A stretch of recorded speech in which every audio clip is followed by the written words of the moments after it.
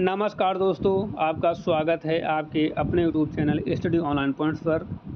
दोस्तों, UP TET परीक्षा 2026 जो है 2, 3 और 4 जुलाई को सफलतापूर्वक कंप्लीट हो चुकी है, सफलतापूर्वक हो चुकी है। तो यूपी टेट का पेपर देने वाले बच्चे जो हैं अब आंसर की का इंतज़ार कर रहे हैं। बच्चों के कमेंट आ रहे हैं कि आंसर की कब आएगी। आंसर की के साथ साथ जो है इस बार डर का माहौल है कि नॉर्मलाइजेशन में नंबर घटेंगे या बढ़ेंगे, क्योंकि जो है नॉर्मलाइजेशन का इस बार खेला होने वाला है। ठीक है, नॉर्मलाइजेशन का खेला इस बार होने वाला है, क्योंकि ऑफिशियल नोटिफिकेशन में मेंशन था कि यदि परीक्षा यूपी टेट की एक से अधिक पालियों में आयोजित की जाएगी तो वहाँ पर जो है नॉर्मलाइजेशन की प्रक्रिया अपनाई जाएगी। तो आपका एग्ज़ाम जो हुआ है वो 6 शिफ्टों में हुआ है।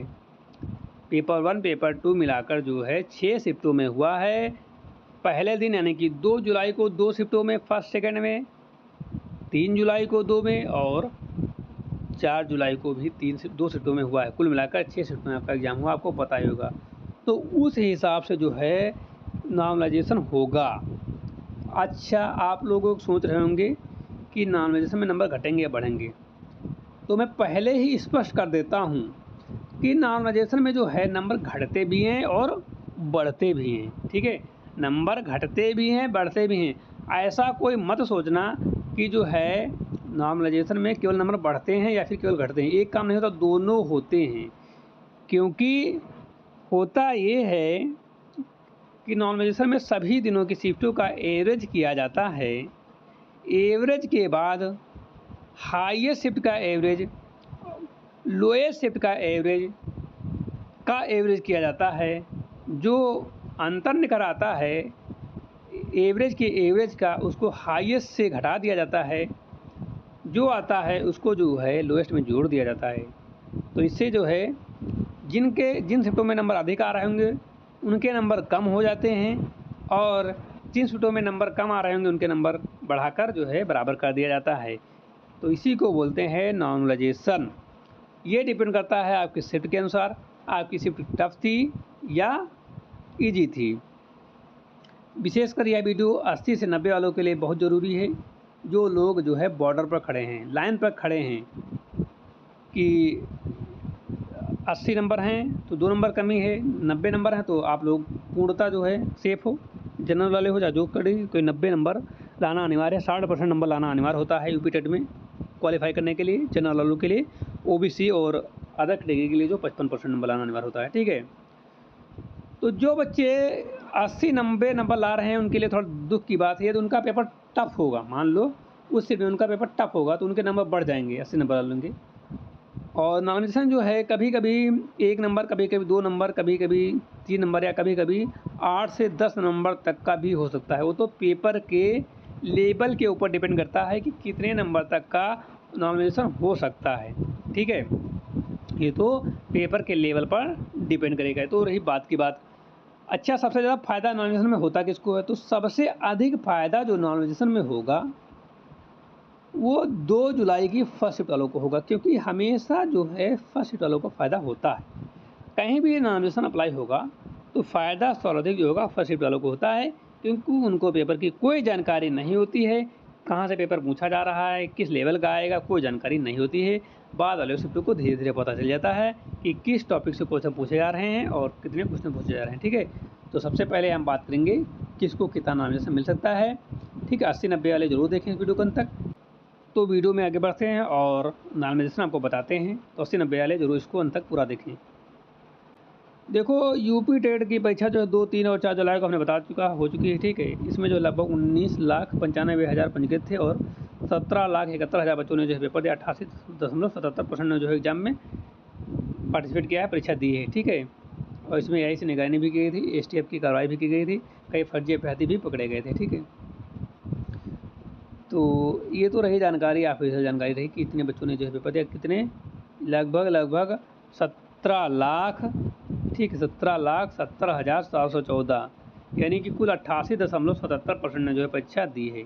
ठीक है, तो और इसमें जो है ये तो आपकी टोटल 19,94,661 अभ्यर्थियों में से जो इतने परीक्षा दी है।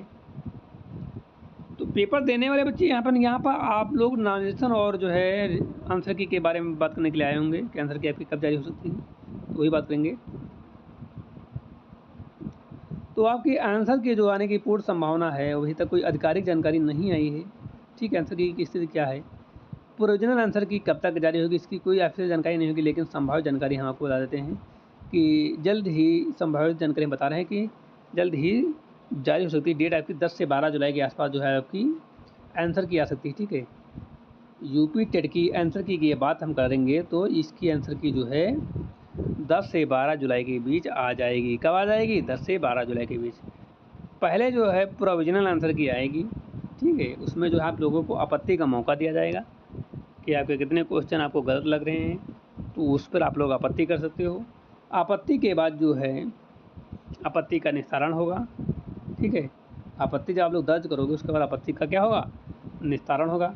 और आपत्ति के निस्तारण के बाद जो है फाइनल आंसर की जो है रिजल्ट के साथ जारी होगी। ठीक है, उसी के आधार पर जो परिणाम तय किया जाता है फाइनल आंसर की के साथ, और फाइनल आंसर की रिजल्ट जो है एक साथ तय जारी किया जाने की संभावना रहेगी। हालांकि कभी कभी फाइनल आंसर की पहले जाती है, उसके बाद रिजल्ट आता है, कभी कभी फाइनल आंसर की रिजल्ट साथ में जारी कर दिया जाता है। ठीक है, बात कर लेते हैं नॉर्मलाइजेशन के बारे में। तो UPESSC ने यूपी टेट 2026 में नॉर्मलाइजेशन जो है सीट की कठिनाइयों के आधार पर होगा। अच्छा, हम इस वीडियो में आपको बता देते हैं कि नॉर्मलाइजेशन होता कैसे। ठीक है, एग्जाम्पल के दौर में मान लो आपके 2 जुलाई को 2 शिफ्ट में पेपर हुआ और 3 जुलाई को 2 शिफ्ट में। ठीक है, 4 जुलाई को कितने शिफ्ट में हुआ? 2 शिफ्टों में। ठीक है, 4 जुलाई को हो गया। इसमें मान लो बच्चों के एवरेज स्कोर कितने आ रहे हैं? 100 आ रहे हैं, इसमें 110 आ रहे हैं, इसमें 120 आ रहे हैं। समझा रहा हूँ किस प्रकार से मतलब जो है आपका नॉर्मलाइजेशन लागू होता है। ठीक है, इतने नंबर आ रहे हैं, इन तीनों को जोड़ा जाएगा। जोड़ो तीनों कितना हो जाएगा? इन तीनों को जोड़ोगे कितना आ जाएगा? 330। ठीक है, 330 का जब करोगे तो एवरेज आएगा 110। कितना आएगा? 110 एवरेज आ जाएगा। जब 110 एवरेज आ रहा है तो नॉर्मलाइजेशन में होता क्या है? इससे घटाया जाएगा, इसमें जो है 10। ठीक है, इसको 110 किया जाएगा 100 से, इसमें 10 नंबर बढ़ जाएंगे, इस पर कोई प्रभाव नहीं पड़ेगा, 110 ही रहेंगे, इसमें 110 कट जाएंगे। आपका नाम है सभी को शिफ्टों को बराबर कर दिया गया, सभी शिफ्टों को बराबर कर दिया गया 110 से। ठीक है, क्या हो गया? अब फ़ायदा किसको हुआ, नुकसान किसको? किसको कुछ भी नॉमिनेशन नहीं मिला। तो मान के चलो 10 नंबर का फ़ायदा फर्स्ट शिफ्ट वालों को हो गया। ठीक है, क्योंकि इनके पहले कितने थे? 100 नंबर, नॉमिनेशन के बाद इनके 110 हो गए। इनके 110 पहले थे, नॉमिनेशन में 110 ने कोई फ़ायदा नहीं हुआ, ना कोई नुकसान हुआ, बराबर रहे। इनके पहले 120 थे और नॉमिनेशन में इनके 110 हो गए, इनको 10 नंबर का नुकसान हो गया, माइनस के 10 हो गए, यहाँ पर प्लस के 10 हो गए। ये होता है नॉमिनेशन। तो ऐसा नहीं, हमने यहाँ पर बताया। तो इसमें मान लो सेकंड शिफ्ट मतलब कि जिनका 3 को उनका कुछ भी अंतर नहीं पड़ा, इसमें हमने एग्जाम्पल में बताया है। वास्तव में जो इसमें भी फ़र्क पड़ सकता है, यदि नंबर डिफरेंस होगा, कुछ अंतर होगा, तो इसमें भी नॉमिनेशन का फ़ायदा होगा या नुकसान होगा, दोनों हो सकता है, कुछ भी हो सकता है। हालांकि हमने यहाँ पर एग्जाम्पल लिया तो एग्जाम्पल में आपको इसमें कुछ फ़ायदा और नुकसान नहीं दिख रहा है, लेकिन जब आपका रियल नॉमिनेशन होता है तीनों शिफ्ट में फ़र्क पड़ सकता है, किसी में बढ़ सकते हैं, किसी में घट सकते हैं, हो सकता है इसमें भी बढ़ जाए 2 नंबर। लेकिन नॉमिनेशन के फाइटर आपको बताएं कि इस प्रकार से नॉमिनेशन जो है किया जाता है। ठीक है, अब हम बता देते हैं किस शिफ्ट में कितना फ़ायदा हो सकता है। देखो, आमतौर पर जो है नॉमिनेशन में जो 2 से 3 नंबर का फ़ायदा होता है, लेकिन 2 शिफ्ट की फर्स्ट शिफ्ट में जिनका एग्ज़ाम था या 2 की सेकंड शिफ्ट में जिनका एग्ज़ाम था, उनको जो है मैक्सिमम जो है इनको जो है 2 से 4 नंबर और इनको जो है 2 से 3 नंबर मिलने की संभावना रहेगी प्लस में। इनको फ़ायदा हो सकता है, इनको फ़ायदा हो सकता है। तो फ़ायदा उन बच्चों के लिए जिनके 80 नंबर हैं, 81 हैं, या फिर आपके कितने हैं 78 हैं, तब तो नॉमिनेशन का आपको फ़ायदा होगा, आप क्वालिफाई कर जाओगे ओबीसी वाले। और जनरल को तो फ़ायदा नहीं हो पाएगा इतने नंबर पे। ओबीसी में या अदर कैटेगरी में हो, जनरल छोड़कर आपके 80 नंबर आ रहे हैं और आपको 2 नंबर मिल गए, वैसे होंगे आप पास। 4 नंबर मिल गए, 85 होंगे आप पास। 3 नंबर मिल गए, 4 नंबर मिल गए, आप पास। 78 में 4 मिल जाएंगे, 5 82 हो जाएंगे। तो 82 को नंबर लाने के लिए, ठीक है। और बात करेंगे 3 तारीख की। तो 3 तारीख के जिनका एग्ज़ाम हुआ था उनको जो है फर्स्ट सेकंड जिनको हुआ था उनको 2 से 3 नंबर, 1 से 2 नंबर या 2 से 3 नंबर, 2 से 3 नंबर प्लस के, या 1 से 2 नंबर माइनस भी हो सकता है। यहाँ पर भी वैसे होगा 1 से 2 नंबर प्लस के या माइनस 1 नंबर हो सकता है, ठीक है। तो मतलब यहाँ पर नंबर बढ़ भी सकते हैं, घट भी सकते हैं। पेपर के लेवल के ऊपर पता चलेगा कि आपका पेपर कैसा आता है, उस हिसाब से आपके नंबर बढ़ेंगे घटेंगे, ठीक है।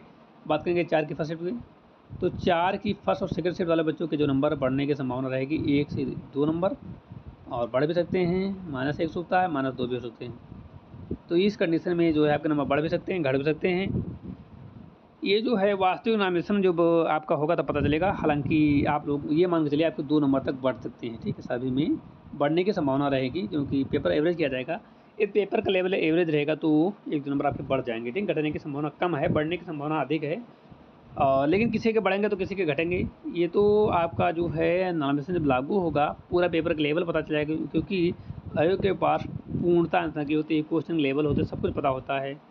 तो उस हिसाब से उनको पता चल जाता है कि कितना नंबर नामिनेशन फार्मूला लगाते हैं तो ऑटोमेटिक आपके नंबर बढ़ जाते हैं, ठीक है। तो ये तो जो आपकी आंसर की आएगी तब पता चल जाएगा।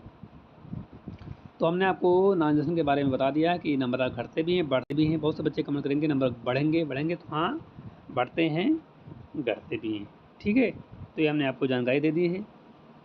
तो आप लोग कमेंट करके बताना आपका स्कोर कितना बनना है, आपको नामिनेशन का पता मिलने वाला है कि नहीं मिलने वाला है। आपका फर्स्ट शिफ्ट में है तो आप लोगों को नामिनेशन का पता मिलेगा, ठीक है। नंबर घटे या बढ़े आपका जो है मतलब पेपर टफ हो या ईजी हो, फिलहाल आपको फर्स्ट शिफ्ट वालों को नामिनेशन का फ़ायदा मिलता है, ठीक है। तो आज की क्लास को यहाँ पर शांत करेंगे, मिलते हैं एक नई क्लास के साथ, तब तक के लिए जय हिंद।